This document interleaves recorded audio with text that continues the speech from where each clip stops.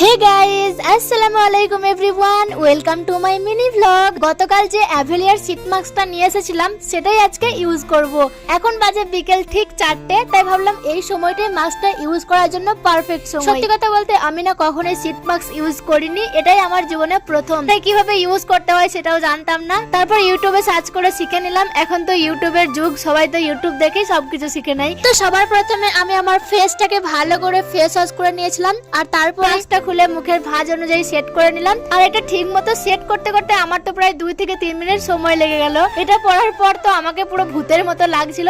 দেখো তোমরা আবার ভয় পেয়ে যেও না, জানো আমার মুখে না অনেক পরিমাণে ডার্ক স্পট আর ব্ল্যাক হেড হোয়াইট হেড ছিল, তো সেই কারণে আমি এই শীট মাস্কটা নিয়ে এসেছিলাম। চলো ইউজ করেই দেখা যাক কি পরিবর্তন আসে। আর এটা পরে থাকতে থাকতেই আমার কাছে না চারবিক চলে এসেছিল। আমি তো ভাবলাম ও আমাকে দেখে ভয় পেয়ে যাবে, কিন্তু না, ও তো একটুও ভয় পেল না, বরং ও বলছে এটা তুমি মুখে কি বলেছো, এটা তাড়াতাড়ি খুলে দাও। এমনকি টেনে খুলেও দিচ্ছিল। ওর সাথে এরকম দুষ্টামি করতে করতে প্রায় 10 থেকে 15 মিনিট সময় হয়ে গেছিল। এখন মাস্কটা খোলার পালা, চলো খুলেই দেখি আসলে কি পরিবর্তন হয়েছে। মাস্কটা খুলে ফেলার পর হালকা মাসাজ করতে বলছিল, কারণ মুখে একটু অয়েল অয়েল ভাব লাগছিল, তাই হালকা হাতে মাসাজ করে নিলাম যাতে সিরামটা ভালোভাবে অ্যাবজর্ব হয়ে যায়।